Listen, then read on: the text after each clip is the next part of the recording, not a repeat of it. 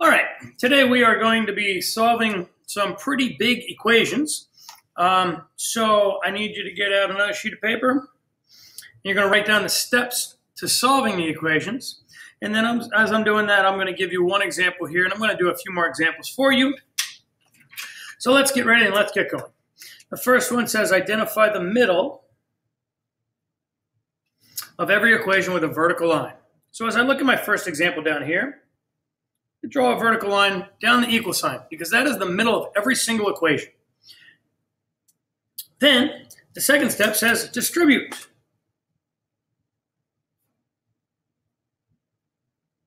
If you see parentheses. In this one, we do have parentheses, so I am going to distribute. 8 times a negative 8x would be a negative 64x. 8 times a negative 3 would be minus 24 plus 3 equals a negative 469. The third step says combine like terms on same side of the equal sign. So I look here and I see that I have a 64x, I have a negative 24, and I have a positive 3. They're both numbers. They're like terms. So I'm going to add them together, combine them. Negative 24 plus 3 is a negative 21. We have our negative 64x here. We have equals a negative 469.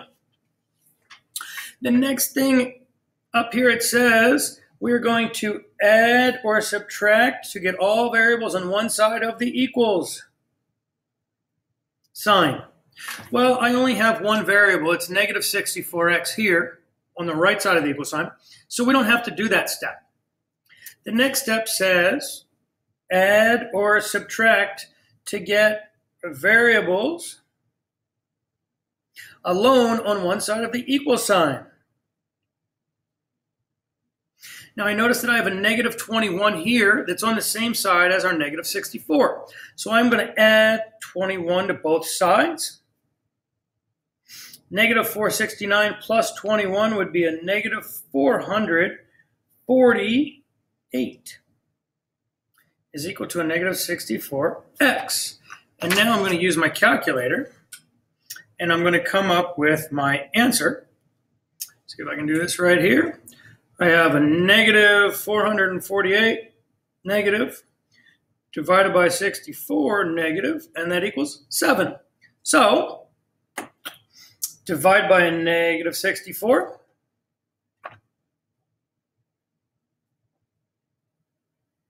And to the right side over here, I'm going to put my answer nice and neat, put it in a box so that my teacher can read it. I might even highlight it if I were you. And there you go. Those are the steps.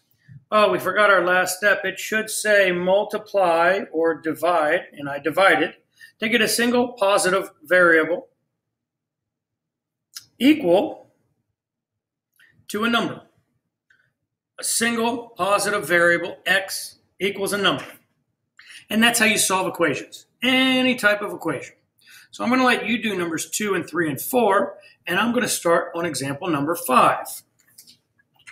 Step 1 said identify the middle of my equation. And I know it looks silly, but it's all the way over there because the equal sign is always the middle of our equation. Then it says distribute. So 8 times n is 8n plus 16. And then plus 42n minus 7, because we have to distribute the 8 to the n and the 2, the 7 to the 6, and the negative 1, equals a negative 41. The next step says combine like terms. Well, I have an 8n here, and I have a 42n there. So when I combine them, I get 50n. And I have a 16 here, and a negative 7 there. So 16 minus 7 would be plus 9 is equal to a negative 41. Then it says get all your variables on one side. Well, they're already on the right side.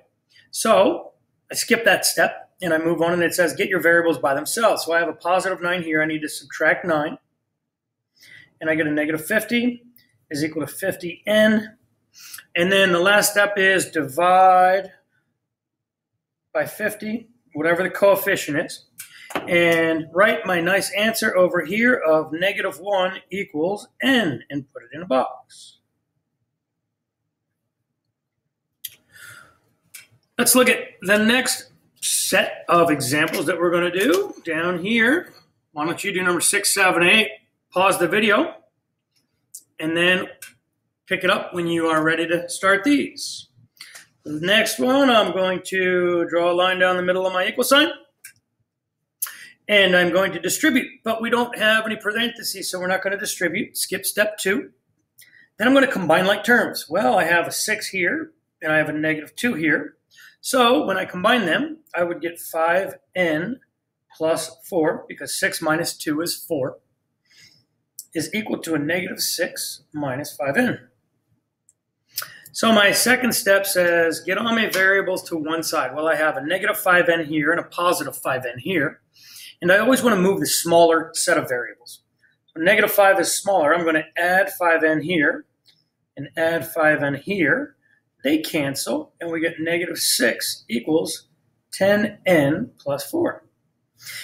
Next step says, add or subtract to get the variable by itself.